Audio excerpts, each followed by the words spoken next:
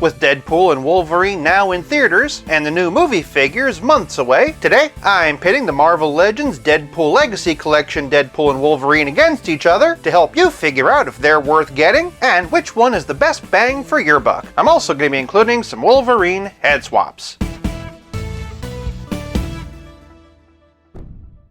Starting with the packaging, and they come in that new style of narrower Marvel Legends window box. Deadpool Legacy Collection down here, character names on the sides, adorable Deadpool artwork on the spines, curious that they didn't use any Logan artwork, and Deadpool wistfully hanging out on the back. I get that this is a Deadpool-centric set and not Wolverine, but with no representation on the box except for his name, for packaging, this round goes to Deadpool. Moving on to presentation, Deadpool and Wolverine stand in the ballpark of 6 1/4 inches, or 16 centimeters. They're also reissues of figures that Hasbro came out with a few years ago. Deadpool came in a 2-pack with Negasonic Teenage Warhead. Wolverine, on the other hand, is a combination of the body of one of the 20th anniversary figures with the heads from the other. And honestly, this head is incredible. The sculpt is the same as the original, but it's been updated to have the printed face painting. It really does a great job of adding so much life to this head. Great texturing and fabric tugs on the tank top, and the subtle inclusion of veins bulging out of his arms really adds to the realism. Additionally, I love the added paint detailing on the denim to make it look more authentic. You also gotta love that belt buckle, and the signature Wolverine dog tags. The claws have been sculpted well, but I will say are a little bit loose and kind of hard to keep from being crooked. Still, with a little work, it does look really nice. That said, I cannot say enough about all the care and detail that went into Deadpool. Every seam and scuff is present and accounted for. The level of knitted texture detailing is just off the scales. I'm also very pleased by how they went in to punch in all the silver and extra details in his pouch belt, and also his shoulder strap. We see another pouch belt down here at the thigh, along with his holsters, which, as we'll see in Playability, have been updated to make the guns removable. Hasbro spared no expense for all the paint detailing this time around. Each figure has different levels and kinds of detail, but both typify their characters very well. For Deadpool, it's all the care and attention that went to the details and paint job of his suit. For Logan, it's that incredible likeness. As different as they are awesome, for presentation, this round is a draw. Before we continue, if you're enjoying this video so far, do me a favor and give it a like. Moving on to Posability, I think we'll find that Wolverine and Deadpool are pretty evenly matched in this department. From the top, and both figures' heads are on dumbbell joints. Do be careful though not to lose Logan's dog tags, or Deadpool's collar piece. Deadpool does have an extra joint in the base of the neck, but I'm not getting that it actually does anything. As is, they can look up this high. Wolverine's long, luxurious locks definitely get in the way, and they can look down this far. Very nice amount of tilt, and all the way around. Moving on down, their swivel hinge shoulders can raise this high, with Deadpool's being slightly higher. They also get forward and back with butterfly joints, pretty equivalent there. They also get complete rotation, and note that there are D-tints in the shoulders. Both figures have bicep swivel, as well as pinless double jointed elbows, with DP having the deeper bend. At the ends of the arms, and both figures have wrists that can swivel and hinge either up or down. Moving to the middle, and both Wade and Logan have ab crunches and waist swivels. They can arch back this far, with Wade barely affected by his harness and katana holders, and they can hunch forward this far, which is great. No tilt, of course, but both can twist. Below the fancy belt buckles, and both figures have ball jointed hips. They've got an equivalent kick, but if you want Wade to get his full split, you'll need to twist the guns a bit forward. On that note, both figures have thigh cut and double knee, with Wolverine having the deeper bend. No boot cut on either one, but they do have ankles that can hinge and pivot, but Wolverine benefits from an extra ball inside the ankle that allows for twist. The articulation on both figures is really solid, but the addition of ankle swivel definitely opens up some options and gives this Wolverine an edge. For Posability, this round goes to Wolverine. Moving on to Playability, and this round is anything but even. Unfortunately, Wolverine does come up a little bit short in terms of accessories. Throughout the video so far, we've seen his clawed hands. Logan also includes a pair of normal fists, as well as a static expression alternate head, which is frankly perfect. Between the sculpting and face printing, this is the perfect Hugh Jackman in plastic. It is more than competitive with any import. The Wolverine coif is full and luxurious, and I can't wait to see how this is going to look on other figures. To sweeten the pot, Hasbro could have re-included the original Bone Claws hands that came with the original X-Men Origins release. That said, if Hasbro was willing to spring for some new tooling, I would have loved some grippy hands so you could have him holding a beer or maybe ride a motorcycle. But don't worry, we're whereas Wolverine might come up a bit short in accessories, Deadpool is overflowing. Starting with hands, we've already seen the tickle monster ones he comes preloaded with. Wade also comes with a pair of fists. He also has a pair of accessory holding hands. And lastly, a pair of trigger hands. Trigger hands for these babies. That's right, unlike the original release, the sidearms are now removable from their holsters. As for his accessory holding hands, those are perfect for his signature twin katanas. Twin katanas that sheath very nicely back here. Wade also has his baby knife. Really nice little serrated edge detail there. That sheaths down here at his calf. And if all that wasn't enough, he even comes with his beloved plush unicorn. Because toys deserve to have toys too. For those counting at home, that equals 12 accessories. One thing that might annoy some of you is that a few of the hands have the silver backing and a few of them don't. My memory is that that's to reflect the difference in how he looked between Deadpool and Deadpool 2. Still, for mixing and matching purposes, I wish they would have just picked one or the other. I also can't help but feel that maybe some of the hands feel a bit on the small side, but once you take into consideration the fact that he's almost always going to be holding something, it does balance out. Fortunately for Wolverine, playability is more than just accessories. It's also about how well your figures play with others. First things first, and for the only other Deadpool in my collection, here we have the one from the Bob 2-pack, but for a couple of other Fox Marvel Legends, and here we have Mystique and Professor Xavier from the Magneto 2-pack. I got this figure loose, so I unfortunately do not have Magneto. That said, for some 2000s Marvel movie nostalgia, here we have the Tobey Maguire Spider-Man, though if I'm being honest, I think I'd rather see Andrew Garfield playing off of them, but apparently Ryan Reynolds and Hugh Jackman have said they'd love to do a team-up movie with Tom Holland, so if that ever happens, here you go. Since toys give us the opportunity for team-ups we could otherwise never see, here's Deadpool and Wolverine with Endgame Captain America, Infinity War Iron Man, Dark World Thor with the Ravager head, and for the crossover I'm sure a lot of people would love, here we have the Incredible Hulk. That being said, for a combination I have a feeling a lot fewer people want to see, here we have Robert Doomey Jr. and Cable. Joking aside, for those curious about whether or not you can fudge this Deadpool into your comic display, here's a Zabu Wave Cable, here's a couple of Cyclopses, House of X and astonishing versions of Wolverine, and what the heck, here's a few more X-Men for good measure. For a couple of Avengers, and here's Cap and Iron Man, and coming full circle, my very first live-action Logan by Toy Biz, as well as my live-action Wolverine. Unfortunately, I don't think his healing factor is bringing him back from this one. For a relative scale comparison, here's Deadpool and Wolverine with Pizza Spidey and the Spectacular Spider-Man, and as always, here they are with Stealth Iron Man. Of course, playability is also about head swaps, but a word of caution. There are going to be a couple of visuals that will appear kind of spoilery if you saw the movie. I, however, am not going to point out if they're spoilery, and out of courtesy to those who haven't seen the movie yet, I'd appreciate it if you didn't either. With that out of the way, let's just have some fun looking at head swaps. First things first, we got that classic John Byrne brown and tan. Obviously this head's a bit big for the body. Spoiler alert, that's gonna be a running theme. Additionally, the skin tones are a little bit off. Next up is the Tiger Stripe from the Love Triangle 3-pack. If all you want to do is figure photography, I do think there are angles where you could make this work. Honestly, as much as I love the costume in Deadpool and Wolverine, this is a lot of fun to see. And whether or not we ever see Hugh Jackman again, I would love to see something a little bit closer to this next time. I mean,